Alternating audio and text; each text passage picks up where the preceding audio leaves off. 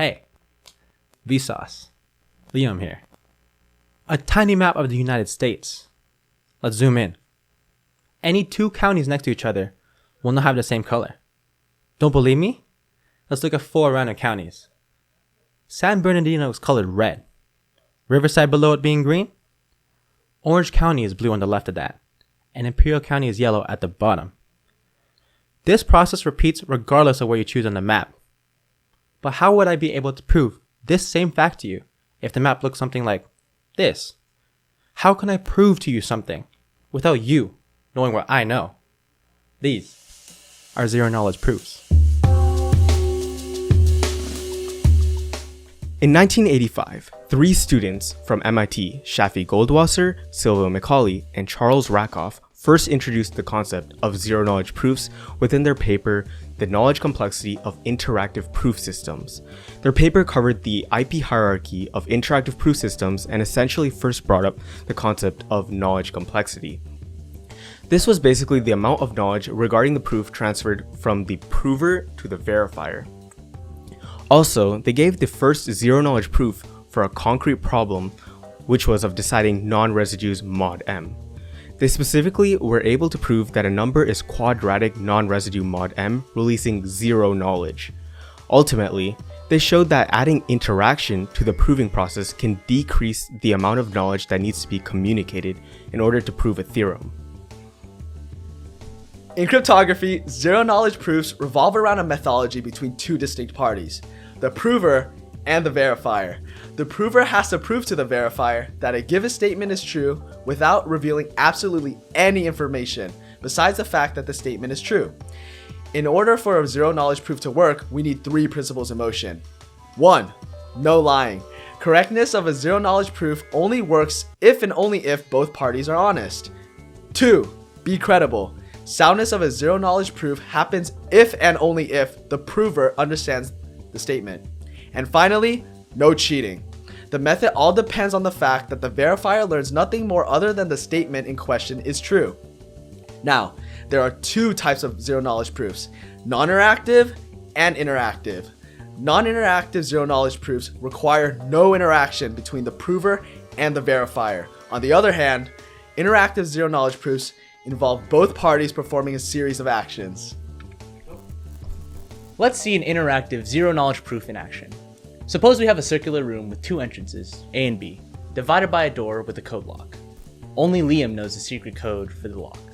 Liam wants to show Andy that he knows the secret code without explicitly showing him the code because he doesn't want to reveal the code. So, what Liam will do is enter from either entrance A or B.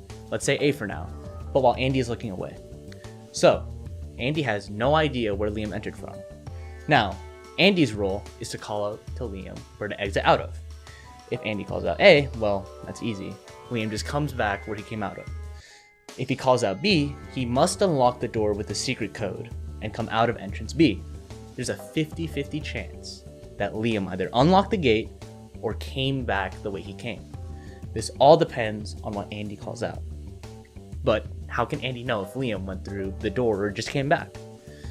Well, that's simple. They just do this again, and again, and again, and again, until Andy is convinced that Liam isn't just getting lucky, and he actually does have the secret code.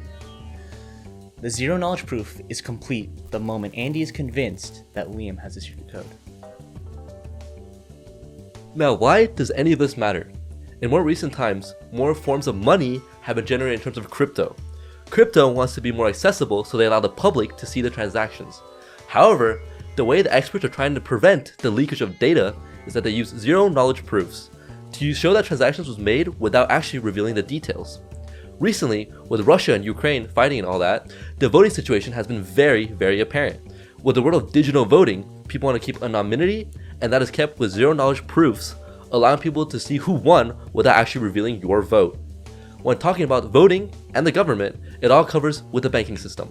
With the system, when you make a new account, you are giving all your information to the government, and that's really, really risky. But with zero-knowledge proofs, it allows you to check your qualifications with the banking system without letting them save your information. Blockchains, e-elections, verification, that's all great, but what does this technology mean for our privacy? Every single day, 2.5 quintillion bytes of data are created. That's 2.5 times 10 to the 18th power. That's enough data to fill 2.5 million single terabyte hard drives and enough data to fill up the world's largest data center of 6.3 million square feet in 624 days. You generate 1.7 megabytes of data every second. That means in our lifetime, we will generate 3.8 terabytes of data. Some of that data will be metadata, binary that points to other pieces of data, virtually meaningless. But some of that data will be pictures of our cutest pets, our oldest friends, and our closest relatives. With the increasing amount of data being collected from under our nose, we risk our most sentimental memories being less so. We risk a future where everyone's insides are out for all to see. We risk our freedom on the internet forever. Zero-knowledge proofs provide us the building blocks for a more secure internet. They allow us to be more confident that our private information stays so, while having the freedom to browse the internet freely. So, if you really think about it, zero-knowledge provides us the gateway for infinitely safe knowledge in the future. And as always, thanks for watching.